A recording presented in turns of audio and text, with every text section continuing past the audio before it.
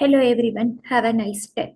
This is K.Balasaranya, working as Assistant Professor in the Department of CSE, RMD Engineering College. In this video, we are going to learn how our Spring MVC is handling a web request. Already you know about MVC, Model View Controller, Spring MVC. Spring is a framework of frameworks. It's a Java framework which is used to build web applications, enterprise applications. So our Spring MVC follows Model View Controller design pattern. The reason being it is used for segregating our layers. Business logic layer, presentation layer, and the controller part. So it simplifies the ease of programming, it simplifies the ease of testing, debugging is easy, extendability is always found to be very, very easy, and it also reduces the cost. All these things are benefits of our MVC. And also it includes the features like inversion of control, dependency injection, all these things we have discussed earlier itself.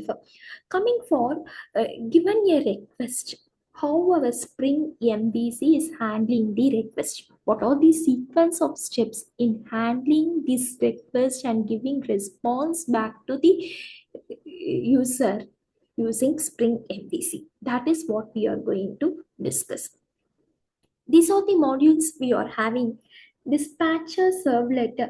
Actually, dispatcher servlet is nothing but a friend controller which segregates the request, whether it has to be sent to view or controller or it has to be processed as a model. So this will be decided by this dispatcher servlet. This is a friend controller. So it acts as a central point for handling all web requests and dispatching them to the appropriate handlers. What are all the handlers we are having means these are the different handlers. Handler mapping, controller, view resolver, view. Handler mapping, our dispatcher servlet concerns one or more handler mapping. This is basically implemented as beam to determine which controller method should handle the request.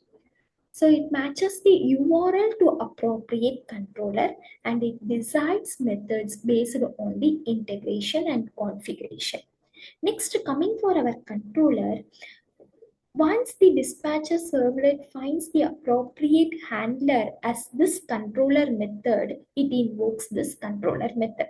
The controller processes the request, interacts with the service layer or business logic as needed depending upon the application, and it prepares the model object with data. So what does the controller will return means it will return a view name which is nothing but a logical view name, and also the model which is nothing but object containing data. So after processing in the controller will return model and view to a dispatcher servlet.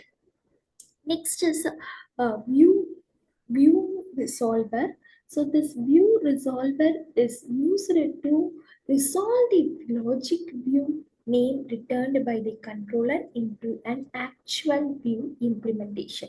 So your controller returns the model and view which is nothing but object that contain data. Who is going to do it in actual view implementation means this view resolver.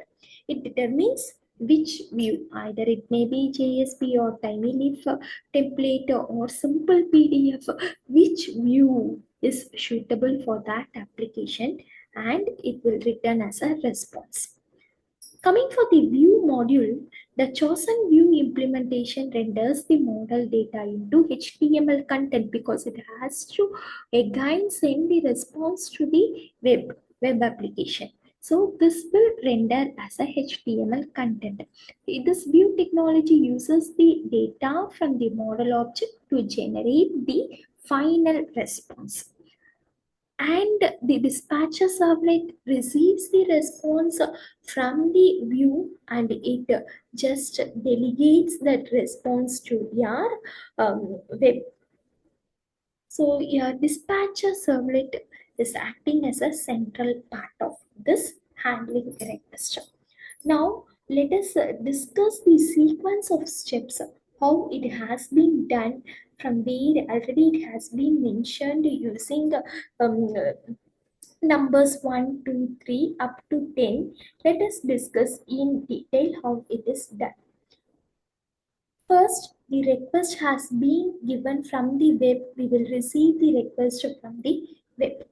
Once the request, this is basically client request. Once the request is sent, a client send a request to the server. This request is captured by whom? This is captured by dispatcher servlet. The dispatcher servlet receives request and it is acting as a friend controller. It receives the request. It sends this request to whom? Handler mapping. Already I have said about handler mapping. It is used to determine the appropriate controller that should handle the request. So it will use so many tags, annotations, assertions, URL, everything have been used, packed up, and it will decide the control. Once this decides the controller, then it sends the response to who? Dispatcher servlet. Now, the dispatcher servlet uh, is just forwards the request to the appropriate controller. This appropriate, who is appropriate controller? Here we have shown controller as single entity, but this controller contains so many things. Who is the appropriate controller to handle the particular request has been decided by whom? Handler mapping, and it's saying it is sending that decision to dispatcher servlet. Now dispatcher servlet is forwarding that to controller, appropriate controller given by handler mapping. So this is called controller invocation. This process is called controller invocation. As I said in the explanation, the controller processes the request, interacts with the service layer or business logic, application logic, and prepares both model and view. A model which contains object with data and the appropriate view which is a logical view. Both these things have been packed and sent as a response to dispatcher servlet. Now, the dispatcher servlet gives this model and view to whom? View resolver. The view resolver resolves the logical view name into an actual view implementation using various frameworks that and all have been packed up.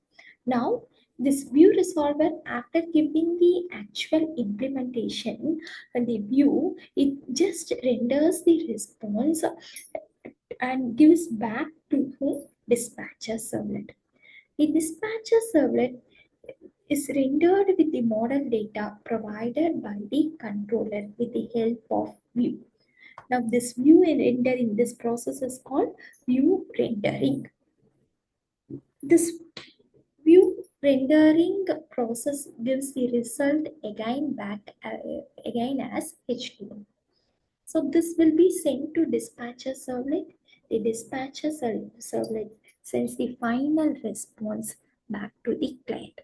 So this is the overall sequence of steps involved in handling the web request. This gives the outline about the actions taken by the Spring MVC Framework to handle a web request.